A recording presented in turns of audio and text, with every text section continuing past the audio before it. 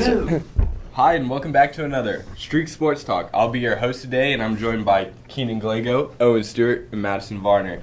So we're going to start off with some NFL news. The Chiefs just released Kareem Hunt after a video surfaced, leaked by TMZ, of him assaulting a woman. So what are your guys' thoughts? What repercussions need to take place?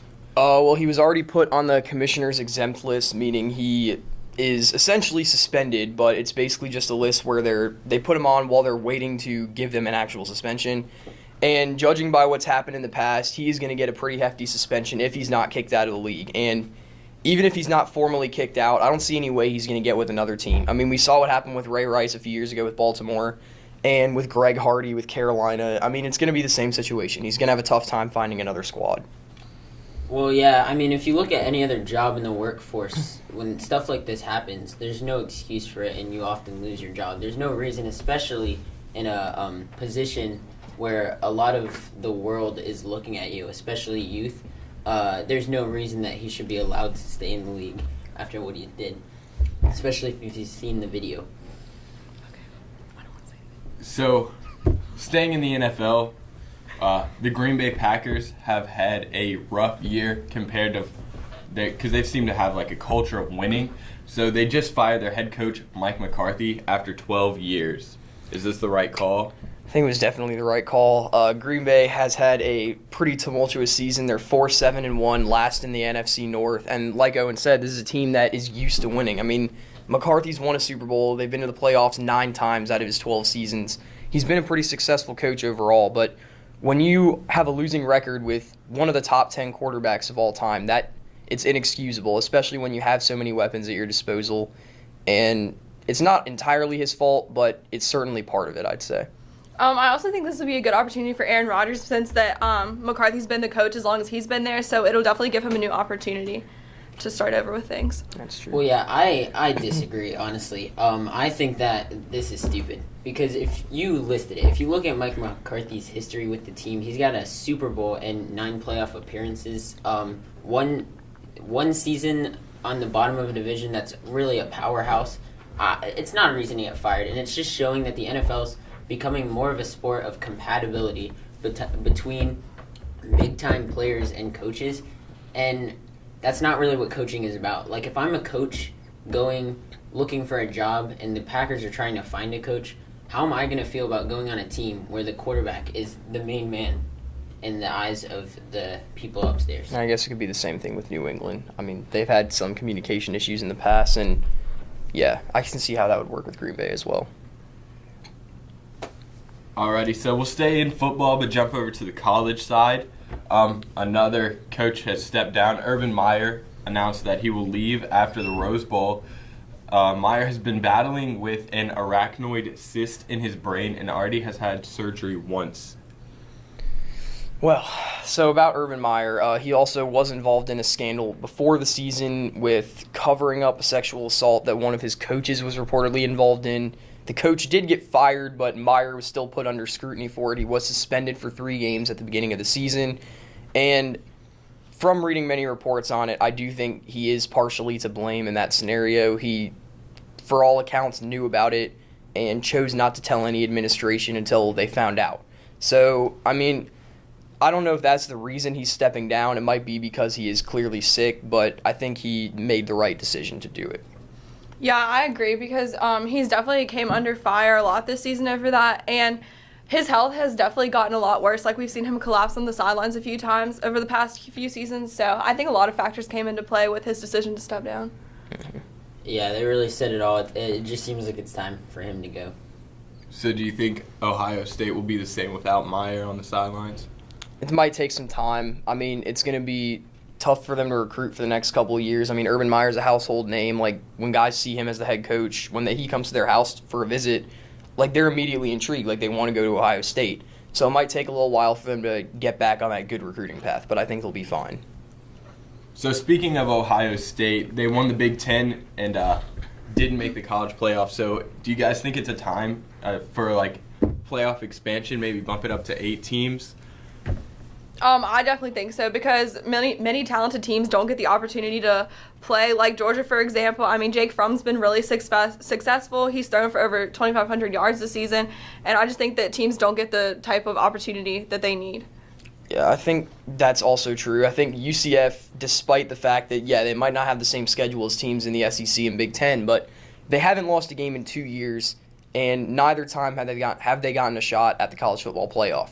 And we saw the same situation with Boise State about 10 years ago when they were in the Mountain West, and that was part of the reason they expanded to 4 teams, but clearly those teams still aren't getting a shot.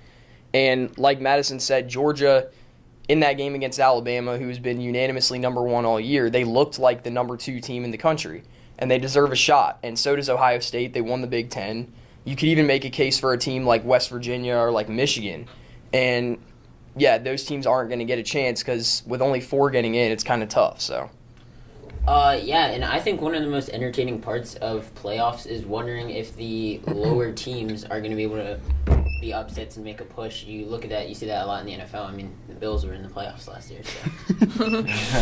Yeah, and like Keenan said, I mean, I think with a bigger playoff, it would make the end of the season a lot more important to teams. And now, especially with the draft, you're seeing a lot of guys skip their bowl games because they really don't mean anything unless you're in the playoff to prepare for the draft. And I think you'd see a lot less of that if they realize they're still fighting for a college football playoff spot. If it's 8 teams, there's going to be a lot more that are still playing for it.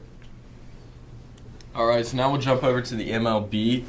Just the other day, Paul Goldschmidt was traded to the Cardinals. Was this a good move? Oh, yes. The Diamondbacks are on the wrong trail. A couple years ago, they did win the division, but they disappointingly fell off last year, and they already lost Patrick Corbin to Washington in free agency, so there was really no reason to keep Goldschmidt. I mean, he's getting paid a ton of money. He's a great baseball player. He's probably going to win an MVP in a couple of years, but St. Louis needs him a lot more than Arizona does. I mean, St. Louis is trying to catch up with Milwaukee and Chicago in the Central, so they needed a game changer like Goldschmidt, and Arizona needs to rebuild, so it's a good move.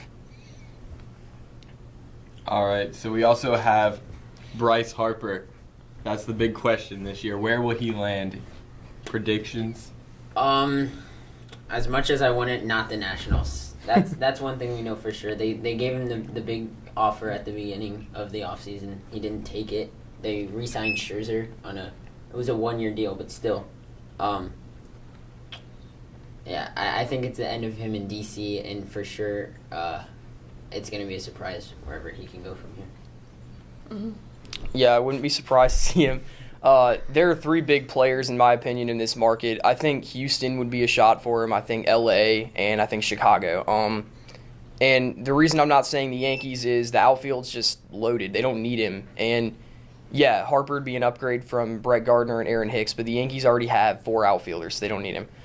He'd fit in nicely in LA, and I think that's probably in the end where he's going to decide to go. They can afford to pay him. They're a World Series contending team, and I mean, it's Los Angeles. Like, a lot of guys are attracted there and they want to play there. So, do you think this is another like Le'Veon Bell situation, or that he's asking too much? I don't. Le'Veon Bell wasn't an MVP. He was. I mean, but at the same time, he's asking for a lot. But I think he's gonna get it, and I think Owen's right about LA. And whether or not be LA, he's gonna get the money he wants. I don't know if he's going to get the full $400 million that he wants. I just think that's waters that are completely untested in Major League Baseball. I mean, the biggest contract is Giancarlo Stanton's $325 million deal with the Yankees, and in my opinion, even that's a little overpriced. I mean, Stanton's a great ball player, but not worth $325 million. Would you say Bryce Harper is better than Stanton? I would say overall, yeah, but like I said, I think Stanton's slightly overpaid. I think he's more of like a 250 guy, and Harper had probably the worst season of his career last year. He was hitting in the low 200s until September, and he ended the year well, but he didn't have a great contract season, and I think that will bring his value down a little bit. So that's true for sure.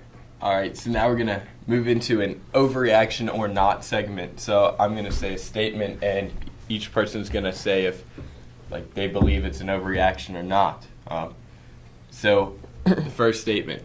The Warriors have fallen as the kings of the NBA. As they dropped to 17-9, which is still a good record, but the Warriors in the past have been a 2-loss team at this point, if not less? I think that's an overreaction just because, like, they've been coming off of a lot of injuries with Steph Curry and things, and then the whole KD and Draymond thing has definitely impacted the team and how they play, so I think it's an overreaction. I'm also going to say overreaction. I'm not going to say that it's not possible that they could be nearing their end as the Kings of the West, but there are some teams in Denver and LA that are pretty good right now, but looking at this Warriors team, they're far and away the best team in terms of talent. And like Madison said, Steph Curry's still injured, and they're dealing with some drama. So as long as that goes away and they're able to get the team chemistry back, I think they'll be okay. I'm going to say not because, I mean, the drama's there. You know, it's easy for dynasties to fall, especially with all the stuff going on that the Warriors have. I mean, look at the Seahawks. They fell in, 2 seconds? Yeah. Simply. So stuff like this happens. I wouldn't be surprised if it is, especially, like you said, with all the contenders that the West has now. That's true. All right, so next we have Aaron Rodgers' time as a Packer is over. They have dropped to 4-7, third in the AFC North, and are on a 3-game losing streak. I'm going to say that's not an overreaction. I mean, he's worked with Mike McCarthy for his whole career, and while I do think that's going to give him an opportunity for a fresh start, this is a Green Bay team that, aside from Rodgers, really lacks the playmakers to contend anymore. And that's been really apparent this year. I mean, 4-7-1 with a great quarterback, that just doesn't look good for next season. So I wouldn't be surprised if either Rodgers requested a trade or if Green Bay shopped him in the offseason. And there definitely are some teams that would love to have him. So, Yeah, I agree with Owen. I think that even with McCarthy getting fired, I don't know how much it's going to do for Rodgers. It may give him a fresh start, but he's just also, like, his time, I think, is going to end in Packers. Maybe those things are true, but I think that firing McCarthy was Green Bay showing a sign that they want to keep him. And I think Aaron Rodgers had a rough year, but he's also been struggling with injuries. So I think it's tough to blame really him as a player for what's been going on over the 2 years, whether it be drama with the coach and injuries. I think looking into next season, if he can stay healthy and stay in Green Bay, I think that's where he's going to want to be. all right. So next statement, the Rockets will miss the playoffs. They have dropped to 11-12 and are 13th in the Western Conference. You know what? I'm going to say this isn't an overreaction. The West, like we said, is absolutely stacked. They've got a lot of contenders, even right now. The Utah Jazz finished third in the conference last year, and right now they're not even in the playoff picture. They're not even in the top 8. So the Rockets aren't the only team that are falling off this year. And we've got a couple rising teams. Denver's got a lot of young guys that are playing really well. The Mavericks with Luka Doncic, however you pronounce that, are doing really well as well. So LeBron in LA. Yeah, LeBron in LA. I mean, there's a lot of new players that are shaking up the West. And I'm not going to come straight out and say Houston will miss the playoffs, but I'm definitely going to say it's a possibility. Yeah, I definitely agree. I mean, like, James Harden hasn't been playing that well, but also in past seasons they've overcome a lot of things, and they do end up winning near the end of the season, so I guess it's still a possibility. Yeah, it's tough to say in the NBA because there's a million games that you play throughout the year. Yeah. Same with the MLB, but yeah, it is a possibility, especially with how stacked the West is. All right, so our last statement. Alabama will cruise to their 17th national championship win. I'm going to say slight overreaction. Looking at the college football playoff, I believe the team with the best shot to beat them is Oklahoma, and that's who they play in the first round. And the reason I say that is this year and in the past, Alabama's had a lot of trouble with the really athletic quarterbacks. We saw them lose to Johnny Manziel and have a lot of trouble with him a few years ago, and Kyler Murray is definitely that and more. In fact, probably a better college player than Manziel. It's going to be a matchup that's really exciting, but I think if Alabama's able to win that one, I don't think they're going to have much trouble with Clemson or Notre Dame. I mean, Clemson's starting Trevor Lawrence at quarterback. He's a great freshman, but I just don't think he's going to have what it takes to win a national championship game against a defense that's that good. So, yeah. Yeah, I agree with Owen. Tua has definitely been a really successful quarterback this season, but Kyler Murray, I think that he's better than Tua in ways. His passing's a lot better. And also, but the defense for Oklahoma hasn't been strong this year, so. That's true. Big 12. They all suck at defense.